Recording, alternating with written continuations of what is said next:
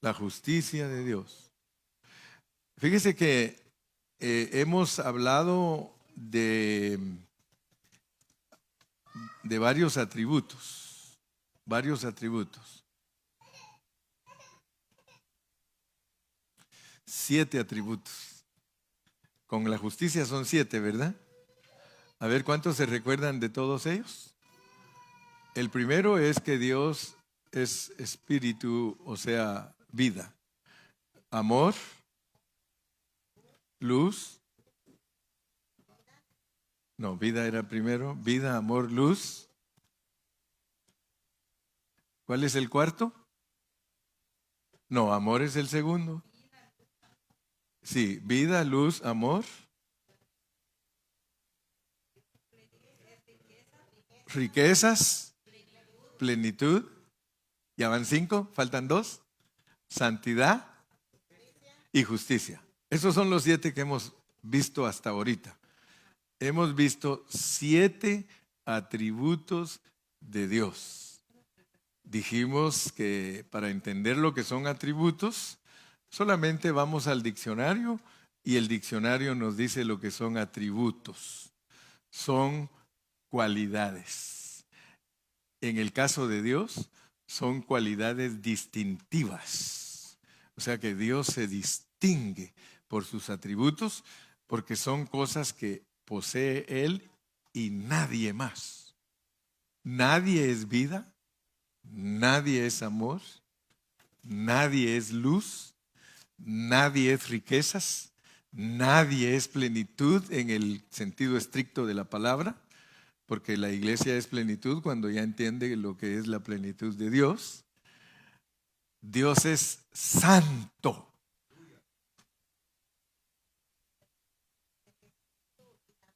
Es lo mismo, sí, espíritu.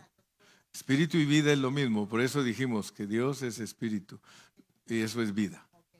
Y Él es amor y Él es luz. Entonces, si nosotros captamos que Jesucristo es Dios encarnado y Él vino a la tierra, Dios vino a la tierra encarnado en la persona de Jesucristo. Entonces nosotros al estudiar los atributos de Dios, estamos descubriendo qué clase de Dios vino a través de la persona de Jesucristo. Por eso estamos empeñados en entender qué clase de Dios vino. Porque si somos cristianos pero ignoramos qué clase de Dios fue el que nos vino en la persona de Jesucristo, nosotros vamos a estar siempre con incógnitas o no vamos a saber con claridad ese Dios que nos vino en la persona de Jesucristo, ¿verdad? Pero si vamos poquito a poco estudiando. Entonces, lo de la justicia no es fácil de entender, porque nosotros somos personas condenadas. Ay, qué condenado. Somos personas condenadas. O sea, pero eso nos debe de ayudar a entender por qué nosotros somos personas condenadas. ¿Verdad? Porque nosotros venimos a este mundo y nacemos aquí en este mundo, pero venimos con un problema serio, porque venimos muertos de nuestro espíritu, dice la Biblia. Muertos. O sea que nuestro espíritu se murió. Eso es tremendo. Pero no se murió de aniquilarlo, porque a veces nosotros creemos que muerte quiere decir aniquilación, pero no. Muerte, tómenlo como la Biblia lo revela, es separación. Separación. O sea que cuando alguien se muere, solo se está separando su espíritu y su alma de su cuerpo. En el caso de la revelación divina, nosotros, al separarnos de Dios, hay una muerte espiritual, ¿verdad? Entonces noten pues que no es fácil entender cómo es que entramos a este mundo. Porque usted vino a este mundo y yo también. Y la Biblia nos dice en qué manera entramos a este mundo. Y aún más, fíjense que tenemos, yo creo que doble problema, porque nos pone en un cuerpo caído.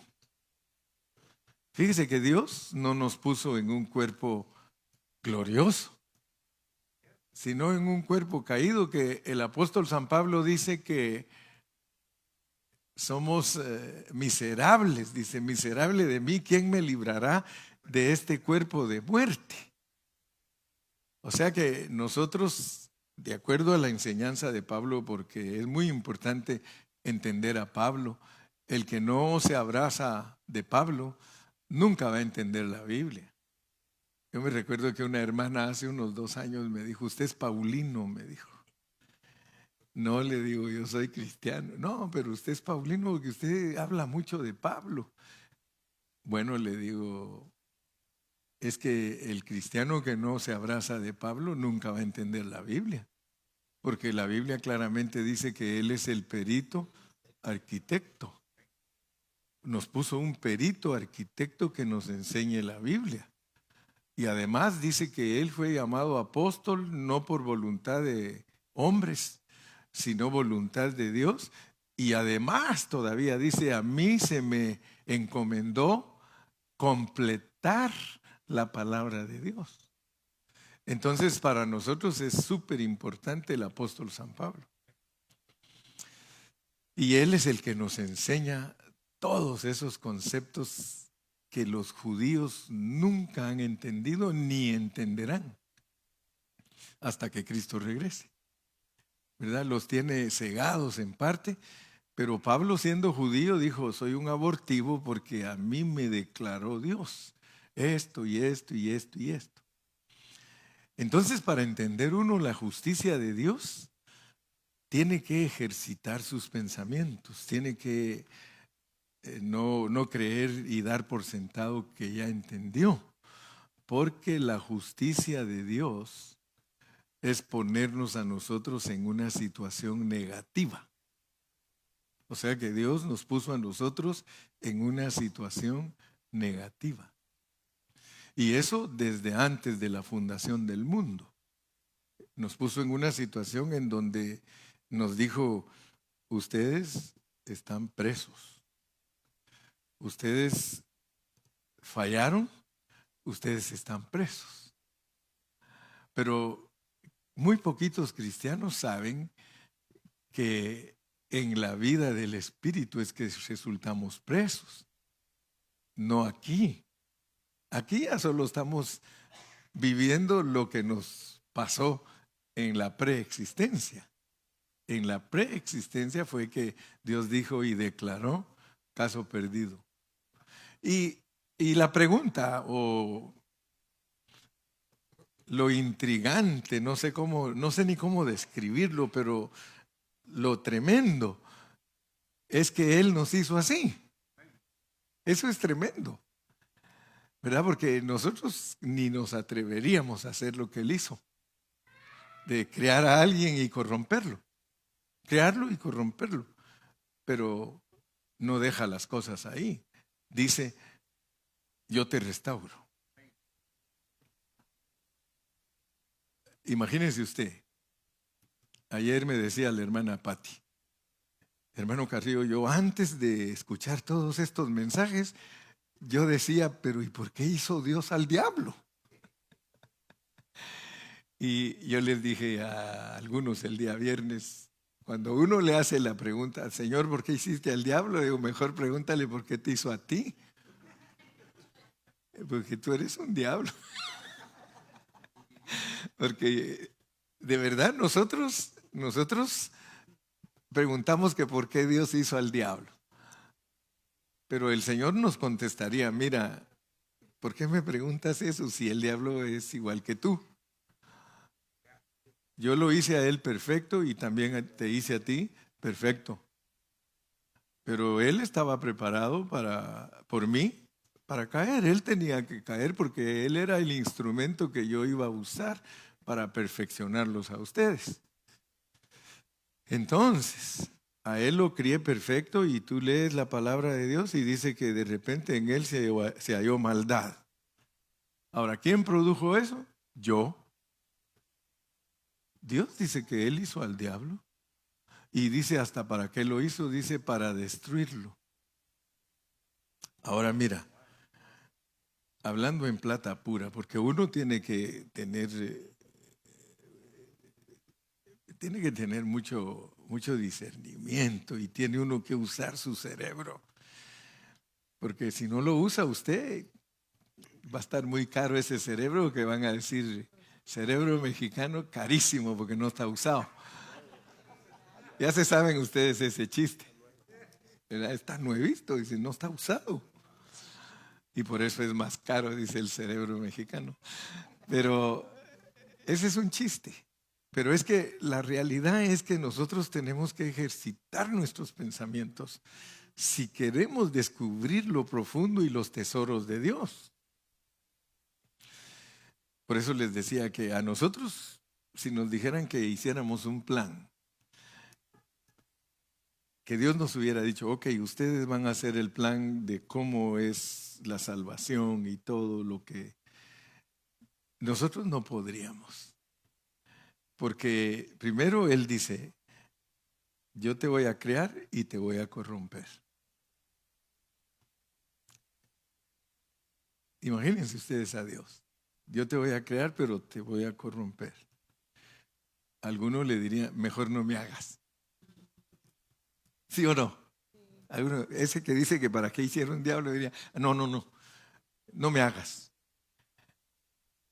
Dios hablando con la nada, te voy a hacer, pero te voy a corromper. No, no me hagas. Aunque te restaure. Ah, bueno, ¿cómo está? Entonces hablemos de este negocio. Aunque te restaure, ahí ya dice, hablemos pues. Pero así hizo Dios. Te crió de la nada, te corrompió, porque no hay otra forma, no le vas a encontrar por ningún lado cómo Dios puede mostrarte a ti su amor. No vas a encontrar, porque Dios hizo eso para amarte. Pero esto es profundísimo, hermano, porque no se puede dejar por un lado cosas que tenemos que considerar. El por qué nos hizo así. Usted tiene que preguntarse, ¿por qué Dios me hizo así? Y usted va a ir averiguando poco a poco porque Él quiere que usted llegue a ser igual que Él. Igual que Él. Él quiere que usted llegue a ser igualito a Él.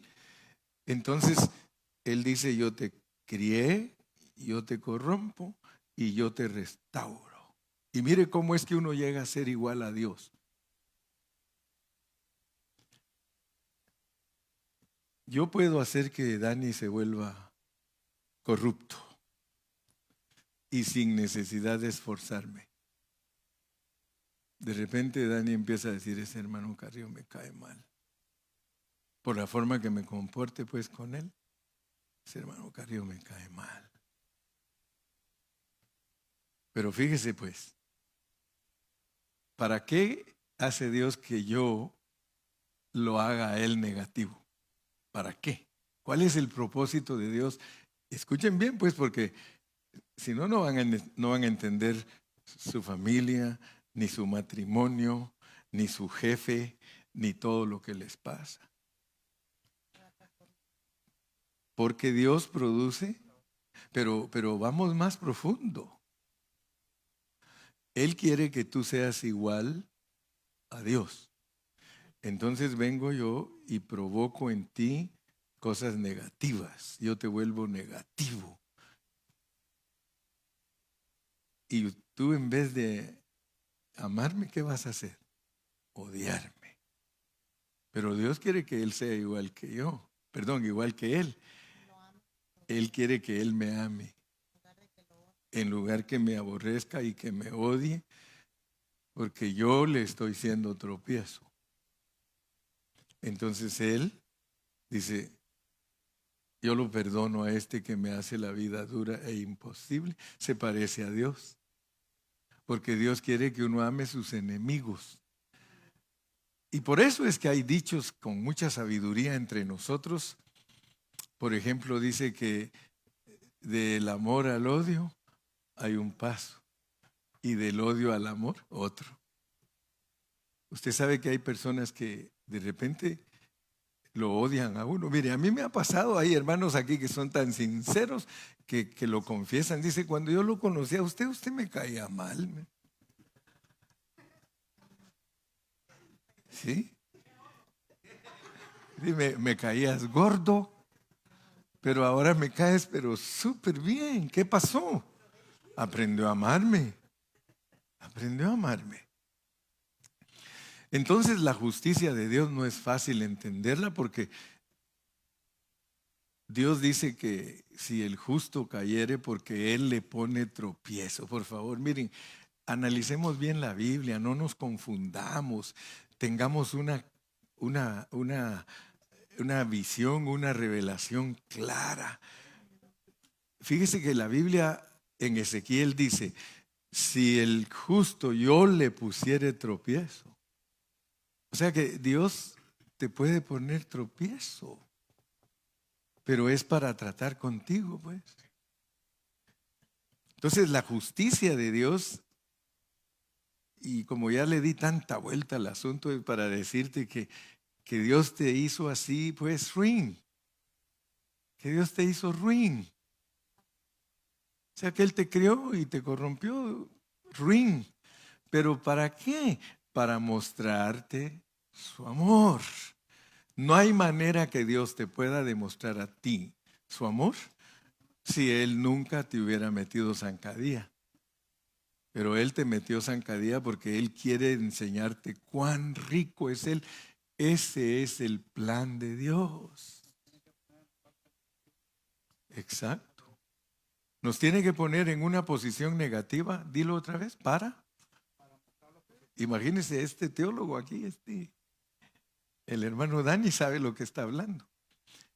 Nos tiene que poner en una situación en la que nos volvamos miserables para tener misericordia de nosotros, para amarnos, pero lo más tremendo es la justicia, porque Él te puso preso. O sea que ese es su beneplácito, ese es su antojo. Por eso es que muchos no entienden a Dios. ¿Quién va a entender a un Dios que lo mete preso?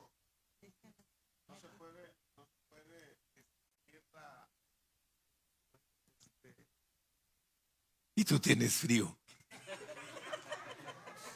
No se puede distinguir, no se puede saber que está en la luz sin antes saber lo que es La tiniebla. la oscuridad. Nadie puede saber lo que es la luz si no estuvo en la oscuridad. Entonces, imagínense ustedes, Dios lo pone a uno en esa condición, pero Él te dice, ¿me entiendes? ¿Me entiendes? ¿Entiendes realmente lo que yo estoy haciendo? Porque soy yo el que he provocado todo. Soy yo el que hice que esto pasara, esto y esto y esto. ¿Estás dispuesto a servirme? Y por eso nos pone en la Biblia hombres como Daniel. Daniel, le dice el rey, ¿qué vas a hacer si tu Dios no te saca de ese foso? ¿Qué vas a hacer si Dios no te libra? Y él contesta, aunque me mate, le serviré. Ninguno puede entender esos pasajes de la Biblia si no entiende lo que estamos hablando ahorita. Entonces, cuando tú entiendes quién es Dios, porque hay que entender quién es Dios, entonces vas a hablar como Job. Me parece que es el capítulo 3 y versículo 10. Job 3:10, veamos qué dice Job 3:10, a lo mejor le atino.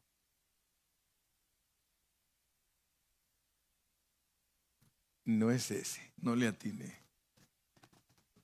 Pero ahorita voy a Job y como yo tengo marcada mi Biblia, Por aquí tiene que estar. 18.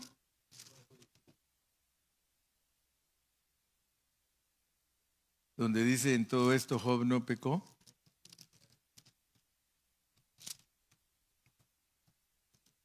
Googlealo.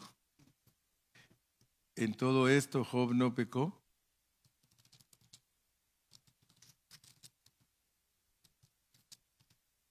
1:22. Vamos pues a 1:22. Sí, ahí está bien. En todo esto no pecó Job, ni atribuyó a Dios despropósito alguno. Pero hay otro también que donde dice: en todo esto no. ¿El 10? ¿3:10? Ah, gracias. Ese, si es que era 10, ya vieron. Era 10. Miren cómo dice Job 2:10. Y esto nos debe de ayudar mucho para entender la justicia de Dios. Y él le dijo, como suele hablar cualquiera de las mujeres fatuas, porque la esposa le dijo: maldice a tu Dios y muérete. Y él le contestó: como suele hablar cualquiera de las mujeres fatuas, has hablado. ¿Qué? ¿Recibiremos de Dios el bien y el mal no lo recibiremos? El bien es que te crió, el mal es que te corrompió. ¿Lo recibirás solo que te crió y no recibirás que te corrompió? ¿Y el mal no lo recibiremos? Y fíjese que no es un evangelio mal predicado, porque podría despertar las sospechas en algunos que el hermano Carrillo está predicando un evangelio que no cuadra. Sin embargo, cuadra con la palabra. En todo esto no pecó Job con sus labios. Si yo enseño que Dios crió y Él corrompe, que Él produce el bien para nosotros y también el mal, si no entiendo que mi hablar de esa manera no peca, no voy a entender a Job. Por eso le doy gracias a Dios por Job, porque Job lo usa Dios para que yo tenga respaldo en mi hablar. Entonces el bien y el mal viene de Dios. Por eso Job dice: hay que recibirlo. Ok, entonces ya estás preso y Dios declara, de acuerdo a sus decretos divinos, Romanos 3:23. Romanos 3:23.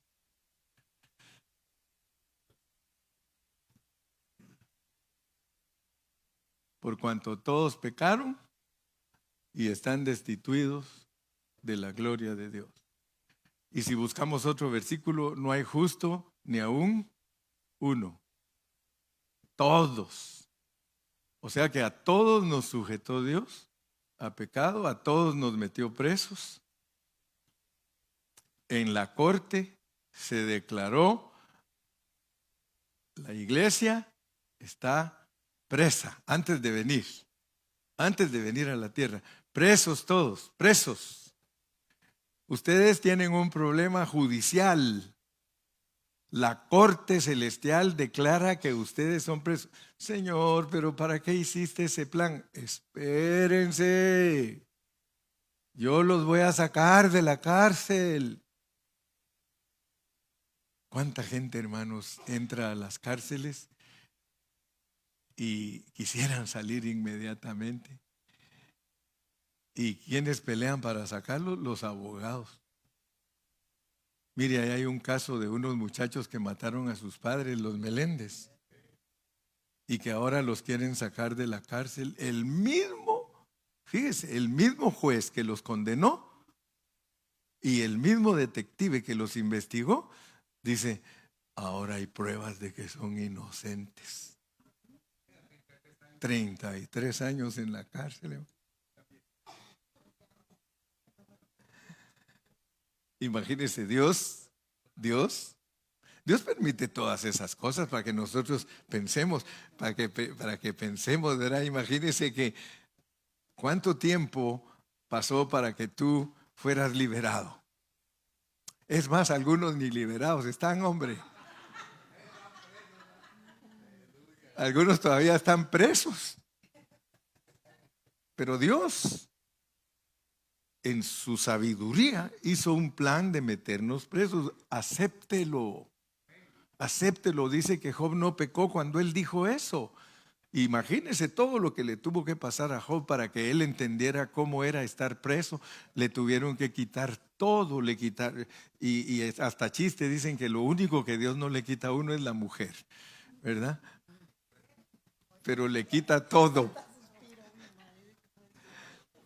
Le quita sus riquezas, su ganado, sus casas, sus hijos, la salud. Y hasta entonces entiende él. Fíjense que él dijo que él había oído a Dios de oídas. Así que tú no te agobies con tu enfermedad que Dios te envió. ¿Sabes qué? Actúa con fe y dile: yo sé lo que tú estás haciendo conmigo. Hermano, Dios sabe lo que está haciendo contigo desde antes de la fundación del mundo. Él sabe lo que está haciendo contigo. Entonces, cuando tú ya entiendes la justicia, ustedes ven que al principio de la Biblia no había ley. Dios no puso la ley desde el principio de la Biblia, la puso hasta en Éxodo. Y luego en el Nuevo Testamento nos dice que fue por causa del pecado. Entonces dice que según la ley se frena el pecado, ¿verdad? Pero lo tremendo es que no se frena, sino que se aumenta. Se aumenta el pecado. Dice que sobreabundó el pecado, sobreabundó la gracia.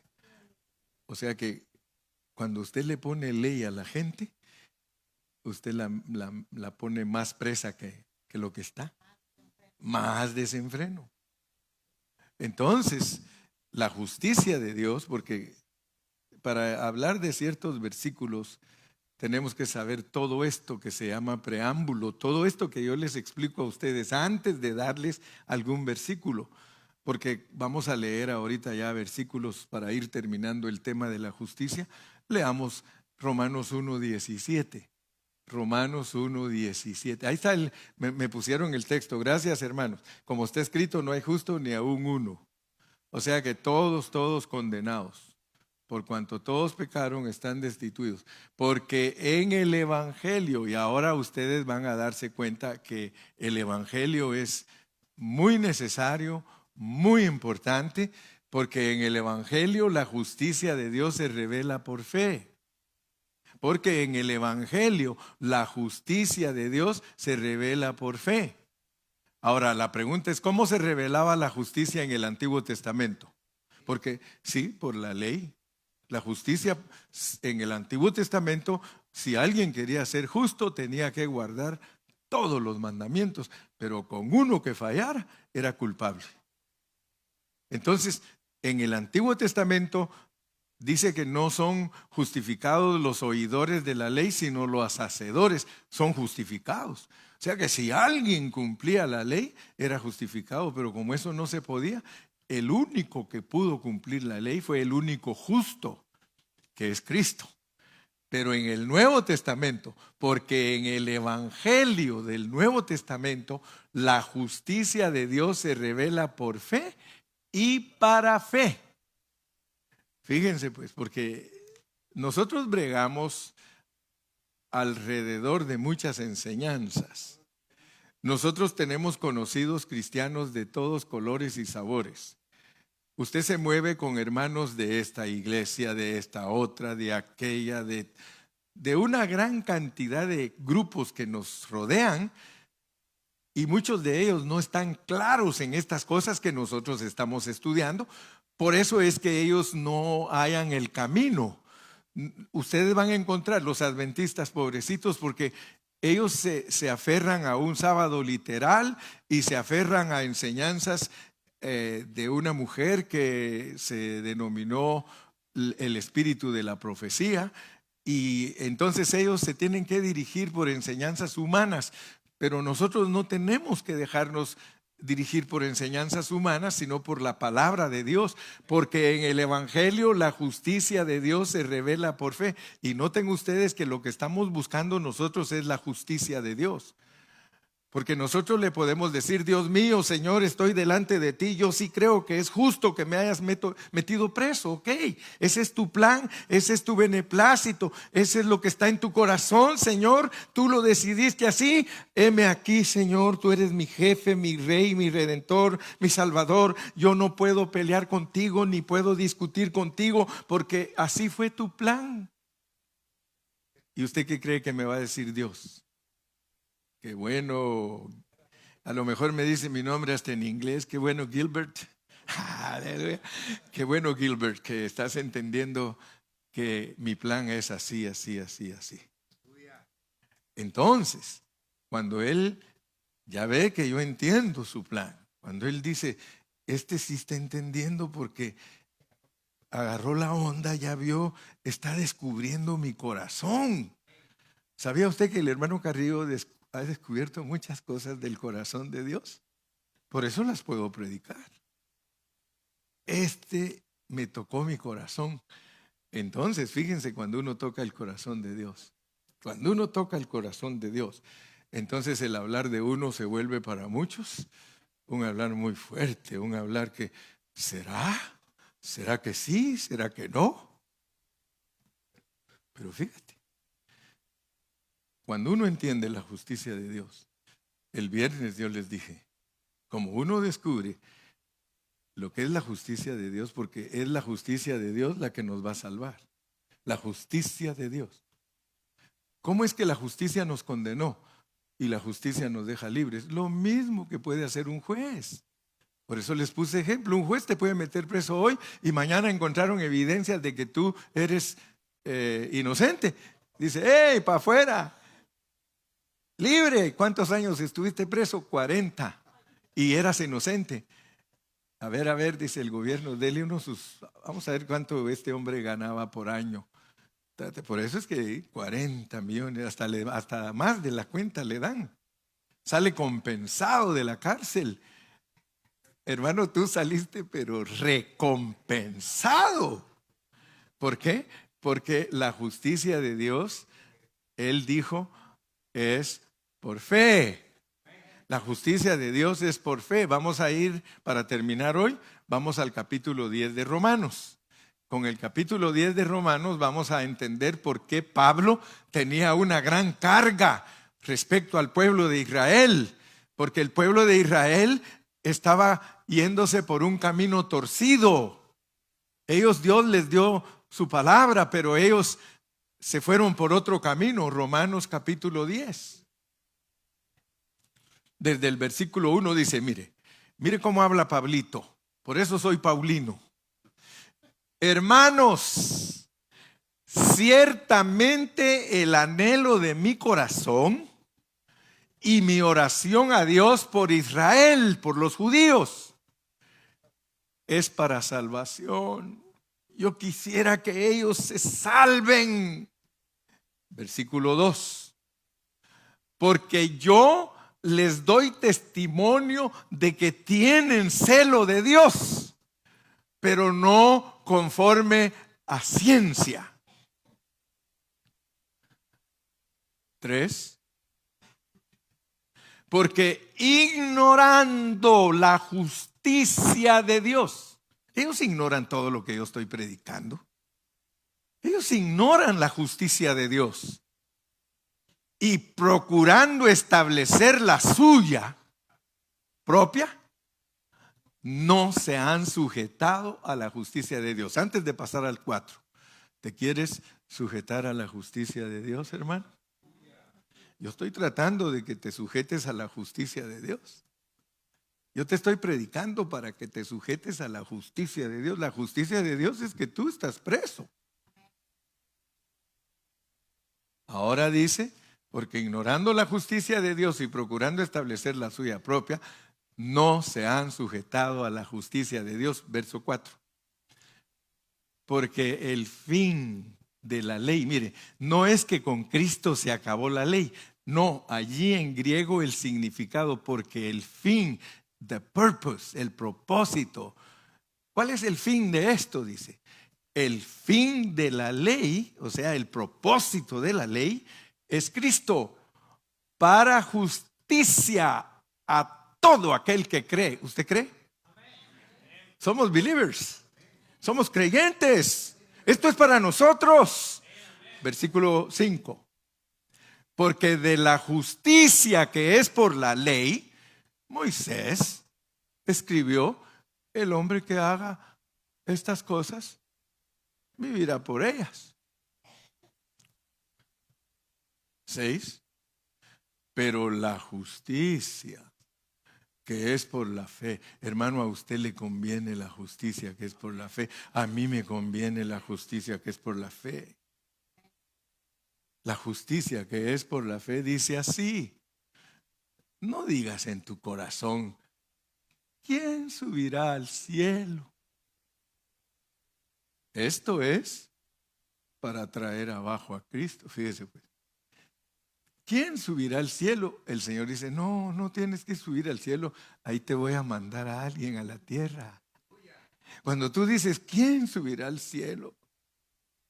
El Señor te dice: te voy a mandar a Cristo allá abajo. Eso que se dice, ¿quién subirá al cielo? Es para que Cristo baje aquí y te arregle tu problema, porque estás preso, estás bajo la justicia de Dios. Verso 7. ¿O quién descenderá al abismo? Dice. Hasta pensó en ir al infierno. Dice, esto es para subir a Cristo del abismo, porque resucitó. Entonces nosotros, para que seamos herederos de la justicia de Dios, para que seamos los beneficiados de la justicia de Dios, tiene que venir Cristo, Dios encarnado a la tierra, y tiene que ir al infierno, porque todos nosotros ese era el destino, y Él muere en la cruz, va al infierno y sale del infierno. Verso 8. Mas, ¿qué dice? Cerca de ti está la palabra, en tu boca y en tu corazón. Esta es la palabra de fe que predicamos, que Dios está dentro de nosotros. Está aquí y en nuestro corazón. Aleluya. Versículo 9. Que si confesamos con nuestra boca que Jesús es el Señor y creemos en nuestro corazón que Dios le levantó de los muertos, salvos. Y el 10, porque con el corazón se cree para justicia, pero con la boca se confiesa para salvación. Por eso es que predicamos, cantamos, hablamos para salvarnos, porque en el corazón ya creímos y la justicia de Dios ya nos fue aplicada. Mire ahora Romanos 5.1. Romanos 5.1. Sí. Y ahorita termino diciéndole lo que es la fe, porque la fe va de la mano de la justicia. Dice, justificados pues por la fe. Usted es justificado por la fe. A usted Dios lo perdona por la fe. La justicia de Dios aplicada a usted se llama justificación. Justicia es Dios aplicado a usted. Justificación. Lo mismo como que le dijera, aquí hay pintura, pero si se la ha hecho usted, está pintado. ¿Ah? Pintura echada sobre usted, pintado, está aplicada la pintura a usted. Así es la justicia. La justicia es para justificarnos. Si la justicia como pintura nos la echan encima, estamos justificados. ¿Y por qué? Por creer. Tenemos paz para con Dios. ¿Se dio cuenta? Tenemos paz para con Dios por medio de nuestro Señor Jesucristo. Now we have peace with God. We are not condemned anymore. We are not in jail anymore. We are restored. We were created, corrupted, and restored. Now we are restored. Estamos restaurados. Dele palmas al Señor. Alábelo. Disfrútelo. Amén. Entonces, cuando Dios nos perdona, y ahora gracias a Dios que ya entendemos la justicia, pero si no la entiende es que usted no acepta el plan. Pero si usted la entendió, usted acepta el plan, y entonces ahora usted, en vez de ponerse a llorar, dice, gracias, como el hijo pródigo, que llegó un momento que dijo, ¿qué estoy haciendo yo aquí? Si mi padre es tan rico y en la casa de él hay de todo, y yo aquí alimentando chanchos. Me levantaré e iré. Y dice que el padre, desde que lo vio de lejos, lo fue a recibir.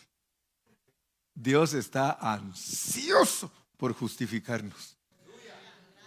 Si él mismo dice, ay, dice, ¿cómo hago con estos pobres que yo tomo toda la culpa? Yo la tomo. Isaías 53. Y ahora sí le prometo que ya voy terminando. Isaías 53, para que vea usted que no estoy mintiéndole, no lo estoy manipulando, no tengo cartas sobre aquí en las mangas para decir, salió, aquí saqué las y la otra. Dice, ¿quién ha creído a nuestro anuncio y sobre quién se ha manifestado el brazo de Jehová? Subirá, dice, subirá cual renuevo. Leamos otro poquito. Sí, como dije que ahí va a terminar, ya no me quieren dar los versículos que siguen, ¿verdad? Es que sí.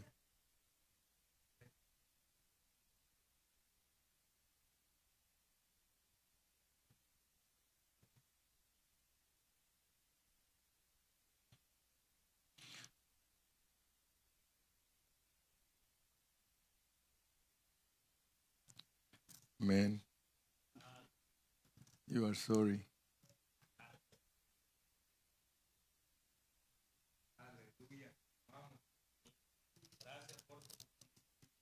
Gracias por tu justicia.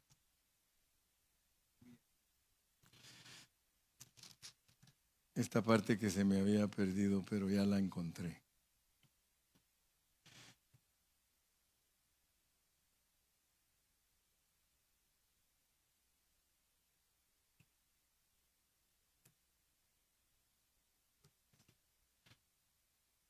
Ahí en el versículo 7, 53:7. Angustiado él y afligido, no abrió su boca. Como cordero fue llevado al matadero y como oveja delante de sus trasquiladores, enmudeció y no abrió su boca. Ese versículo, hermano, a mí siempre me había hecho pensar. Siempre decía yo, ¿por qué Cristo se dejó crucificar callada la boca? Porque Él sabía que cuando creó al hombre, lo metió preso. Y para libertarlo, Él dice, ¿cómo voy a decir algo si esto es lo que tengo que hacer para salvarlo, para sacarlo de esa condición, para justificarlo, para ponerlo recto delante de mi Padre? Entonces entendemos que Dios cargó todo el pecado sobre Él. O sea que Cristo no iba a llevar todo el pecado de nosotros si Él no hubiese tomado la responsabilidad de nosotros. Él creó, Él corrompió, pero Él restauró. Y Él toma toda la responsabilidad. Él dice, nos puede decir, mis hijitos, yo los metí a todos los problemas que ustedes han tenido que pasar para venir a este mundo, pero yo me los traigo de regreso y me los traigo al revés, completamente gloriosos, como los crié, como los crié. Olvídense de la corrupción, yo los traigo de regreso a mi seno en la manera original que los crié, y por eso es que nosotros regresamos como la Nueva Jerusalén, una ciudad totalmente llena de gloria. Dele palmas al Señor.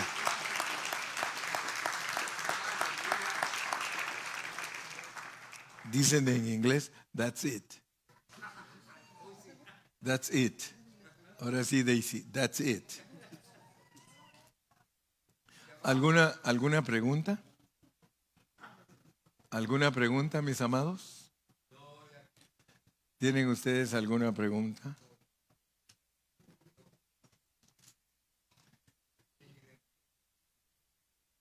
¿Todo bien? Como dicen por ahí, ¿listos como para ir a tomar un buen lunch? ¿Listos para un buen lunch? Entonces nos vamos a poner de pie y le vamos a pedir a Ramón que él nos despida con palabras de oración.